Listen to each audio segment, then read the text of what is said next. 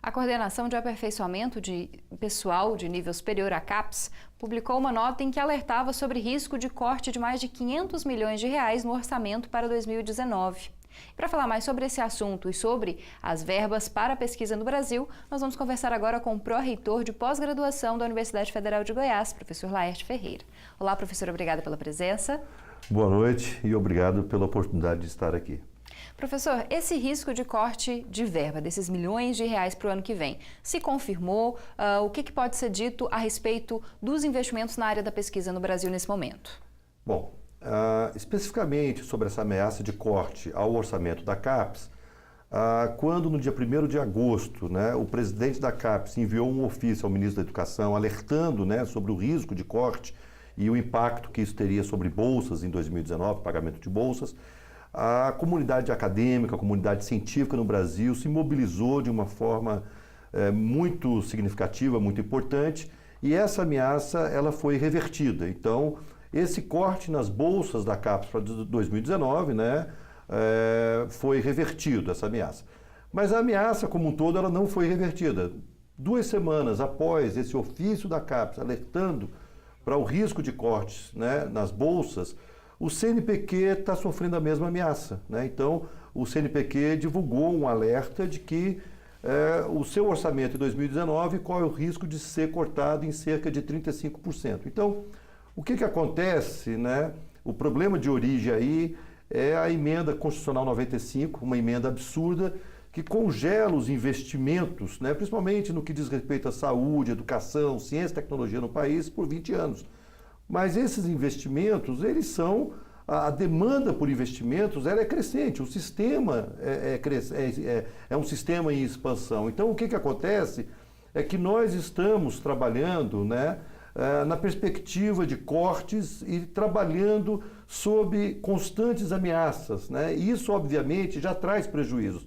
Imagina você, um bolsista, um estudante de mestrado, doutorado, que recebe uma bolsa da CAPES, e que está vivendo hoje sob a perspectiva, por exemplo, de, em agosto de 2019, ter sua bolsa cancelada. Agora, esse risco foi transferido ao bolsista, ao mestrando, doutorando, que tem uma bolsa do CNPq. O CNPq, o risco de corte no orçamento do CNPq não foi ainda resolvido. Então, nós estamos vivendo nessa situação absurda em que nós não temos previsibilidade, garantia de orçamentos. E, obviamente, que isso traz impactos muito negativos na produção do conhecimento, na formação de recursos humanos, e isso, obviamente, traz um impacto negativo na nossa universidade. Professor, esse teto de gastos, o congelamento de investimentos na área da educação e da ciência e tecnologia já afetou a Universidade Federal?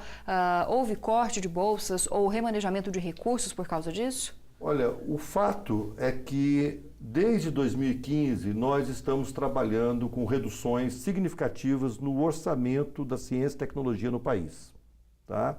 E também no orçamento da CAPES, pensando mais especificamente em bolsas de pós-graduação. Então nós estamos, a cada ano, nós estamos tendo reduções significativas nos recursos investidos.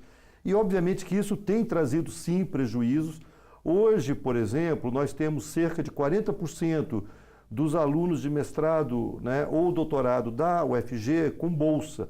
A gente gostaria que essa proporção fosse da ordem de cerca de 60%. Então, nós trabalhamos aquém de um ideal, ou um ideal, na verdade, mínimo, que a gente poderia dizer assim. Então, certamente, os investimentos vêm decaindo e isso está trazendo impactos negativos.